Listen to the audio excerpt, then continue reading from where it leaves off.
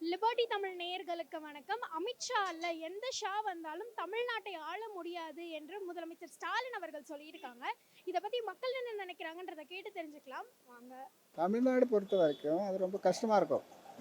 North இந்தியால எல்லாம் okay. இங்கே அமித்ஷா வந்தான்னா அது முடியாதுன்னு நினைக்கிறேன். வரவேற்கும். வரவேற்கும். தெளிவாக தானே சொல்லியிருக்காரு. எல்லாம் ஏமாத்து எல்லாம் இது பண்ணி வந்து உடனே சொல்லிக்கிட்டு இருக்க ஏமாற்றிட்டு இருக்க முடியாதுல்ல. தமிழ்காரங்க தெளிவாக இருப்பாங்க. அதனால் தெளிவாக சொல்லியிருக்காரு. இங்கே வந்து அங்கே இருக்க மாதிரி உருட்டு பண்ண முடியாதுலாம். எங்கே நார்த்தில் பண்ணது மாதிரி இங்கே உருட்டு பண்ண முடியாதுலாம். அதனால் கரெக்டாக தான் சொல்லியிருக்காரு. அதிமுக பாரதிய ஜனதா கூட்டணி அமைச்சு ஆட்சி அமைக்கலாங்கிற எண்ணத்தில் இருக்காங்க. ஆனால் அது நிறைவேறுமாங்கிறது சந்தேகம்தான். ஏன்னா திமுகவுடைய கூட்டணி வலுவாக இருக்குது. அந்த வலுவான கூட்டணியை அவங்க 26 எப்படி அவங்க வேலை செய்கிறாங்க, ரொம்ப குறியாக இருக்கார். எப்படி தமிழ்நாட்டில் ஒரு சீட்டை பிடிச்சிட்டா கூட நம்ம அந்த ஆட்சி அமைக்கிறதுக்கு ஒரு ஊன்றுகோலாக பிடிச்சிக்கலாம் அப்படின்னு நினைக்கிறார் அவர். மற்ற மாநிலங்களில் தாறுமாறாக ஈடுபட்டு குறுக்கு வழியில் ஆட்சிக்கு வந்தது மாதிரி இதுலேயும் வந்துடலாம்ங்கிற எண்ணம் அவருக்கு இருக்குது. அதில் சில பேர் தான் செய்த தவறை மறைச்சி அதுலேருந்து காப்பாற்றிக்கிறதுக்கு இவங்களும் சேர்ந்தால் நம்மளை காப்பாற்றப்படுவாங்க, ஆட்சி போனாலும் பரவாயில்ல, காட்சி நடந்தால் சரி, கூட்டணி ஆட்சி வந்தாலும் பரவாயில்லைங்கிற எண்ணத்துக்கு வந்துட்டாங்க. முதலமைச்சர் சொல்கிறது உண்மைதாங்க. அது உண்மை தானே. அமித்ஷா வந்து கூட்டணி அமைக்க முடியாதுனாக்கா பிஜேபி அந்தளவுக்கு தமிழ்நாட்டில் இன்னும் வளரல. இப்போ அண்ணாமலை வந்தார், ஏதோ ஒரு 5% ஓட்டு வங்கி ஏறிக்குது, அவ்வளோதாங்க. மற்றபடி அது வரலைங்க. ஆட்சி அமைக்கிறதுக்கு எப்படி வேலை செய்கிறாங்கிற பொறுத்து தான் அதனுடைய அன்றைய சூழ்நிலையில் மக்களுடைய கருத்தும் எப்படி இருக்குது அப்படிங்கிற சூழ்நிலையும் உருவாகும். அன்றைய தினம் எப்படி, ஏன்னா அவனுடைய இன்கம் மில்சி எப்படி இருக்குது அப்படிங்கிறது தெரியலை. ஓரளவு பாரதிய ஜனதா அதிமுக கூட்டணியில் ஒரு குறிப்பிட்ட அளவு சீட்டு வாங்கலாம், எம்எல்ஏ சீட்டு வாங்கிறதுக்கு வாய்ப்பு இருக்குது. ஆனால் கூட்டணிகள் இதுவரையும் கடைசியாக உறுதியாக இருக்குமா அப்படிங்கிறதும் சந்தேகமாக தான் இருக்குது. இல்லை, அது அப்படியே வழக்கமாக எங்களுக்கு தெரியாது. இருந்தாலும் அப்படி தான் இருக்கும். ஒப்பீனியன் வேணும்ல, அதனால. ஆமாம், முடியாது. இங்கே எல்லோரும் ஒன்றா தான் இருக்காங்க, அதனால் பண்ண முடியாது. இங்கே வந்து பொய்யை வந்து பரப்பத்தான் செய்ய முடியும், தவிர ஏற்று போக மாட்டாங்க மக்கள். நல்லா செய்யுது. எங்கள் திமுக எங்கள் எம்எல்ஏ இருக்க சுந்தர் இருக்காரு. இப்போ கூட ஒரு போன் போட்டால் கூட எடுத்து பேசுகிற அளவுக்கு ஒரு நல்ல ஒரு மரியாதைன்னு ஒரு நல்ல அந்த ப்ரெஸ்டேஜெலாம் இல்லை அவர்கிட்ட. யாருக்கு பண்ணாலும் எடுத்து ஃபோன் பேசுவார். என்ன உங்களுக்கு செய்யணும்னு உடனே ஃபோன்லேயே பேச சொல்லுவார். நீங்கள் எங்களை வந்து தான் பார்க்கணுன்றது இல்லை, எனக்கு ஃபோன்லேயே இந்த தகவலை சொல்லுங்கள், நான் கண்டிப்பாக உங்களுக்கு பண்ணுறேன், ஏன் இவ்வளோ தூரம் கஷ்டப்பட்டு வரீங்கன்னு எங்களை வந்து கேட்பார், பண்ணுவார். இருக்குதுமா, நிறைய செய்யணும். நிறைய பெரிய தளபதியுடைய மனசில் வந்து மீண்டும் திராவிட மாடல் ஆட்சி வரணும், மக்களுக்கு நிறைய திட்டங்கள்லாம் அவர் இருக்குது. அந்த பட்ஜெட்டில் அதிகமாக பண்ணுவாங்க. அடுத்த மீது ஆட்சி வரும்போது மிச்சம் பண்ணுறது ஒரு வாய்ப்பு இருக்குது. எங்கேனாலும் நேர்மை என்னன்ட்டு அதுதானே பாயிண்ட். நேர்மை இருக்குது, அது கரெக்டாக இருக்கும், அவ்வளோதான். இவருனாலும் நேர்மையாக இருந்தானே அவர் சைடு, அதுக்காண்டி அவங்க எதிராளி சைடில் போக மாட்டாங்களா?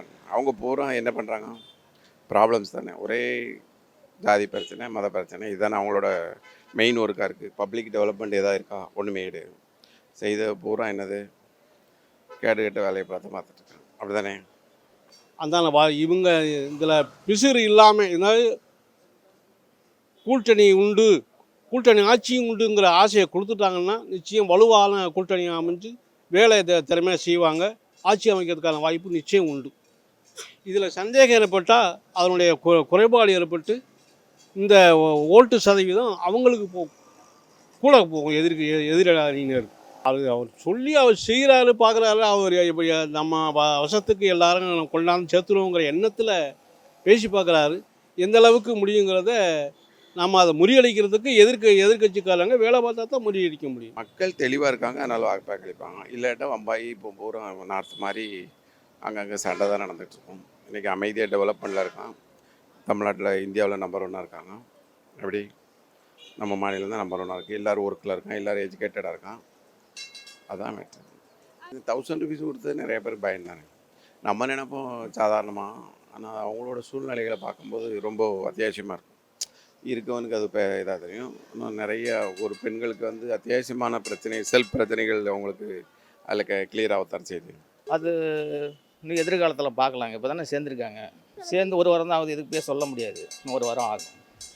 இவங்க எப்படி பண்ணுறாங்கன்னு பார்க்கலாம். இன்னும் ஒரு வருஷம் இருக்கு இல்லையா, மக்களுக்கு என்ன செய்கிறாங்கன்னு பார்க்கலாம்.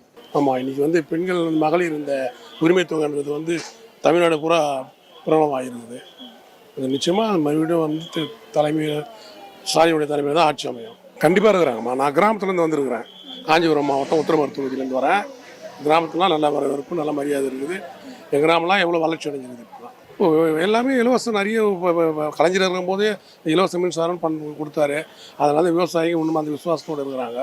பெண்களுக்கு வந்து இப்போ இலவச பஸ் பயணம் பண்ணியிருக்காரு.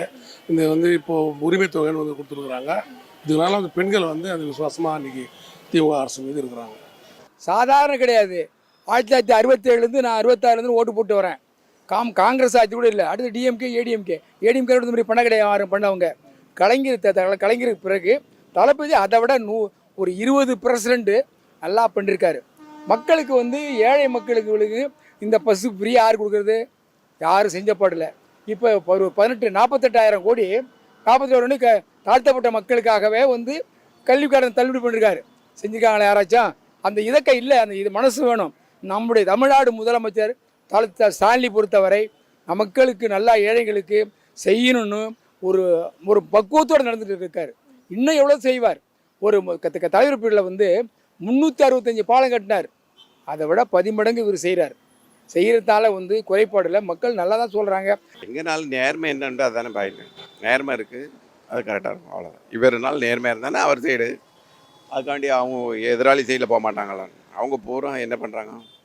ப்ராப்ளம்ஸ் தானே. ஒரே ஜாதி பிரச்சனை, மத பிரச்சனை, இதுதானே அவங்களோட மெயின் ஒர்க்காக இருக்குது. பப்ளிக் டெவலப்மெண்ட் எதாவது இருக்கா? ஒன்றுமே கிடையாது. செய்த பூரா என்னது கேட்டு வேலையை பார்த்துட்டு இருக்காங்க. அப்படி தானே? அந்த இவங்க இதில் பிசுறு இல்லாமல் ஏதாவது கூட்டணி உண்டு, கூட்டணி ஆட்சியும் உண்டுங்கிற ஆசையை கொடுத்துட்டாங்கன்னா நிச்சயம் வலுவான கூட்டணி அமைஞ்சு வேலை திறமையாக செய்வாங்க. ஆட்சி அமைக்கிறதுக்கான வாய்ப்பு நிச்சயம் உண்டு. இதில் சந்தேகம் ஏற்பட்டால் அதனுடைய குறைபாடு ஏற்பட்டு இந்த ஓட்டு சதவீதம் அவங்களுக்கு கூட போகும், எதிரணியினர். இது ரொம்ப கஷ்டம்தாம்மா. இவரும் பாவம் என்னென்னமோ பண்ணி பார்க்குறாரு. அங்கே போய் 3 வருஷமாக கிடப்பில் போட்டு வச்சுருக்காங்க எல்லாத்தையும். இவங்க எழுதி அனுப்புகிறதெல்லாம் அவர் கவர்னர் எடுத்து போட்டு வச்சுருக்காரு. ஃபஸ்ட்டு இவர் கவர்னரை மாற்றணும். இன்னும் போகாத இருக்கிறாரு. போனால் கொஞ்சம் நல்லாயிருக்கும் வரவர்.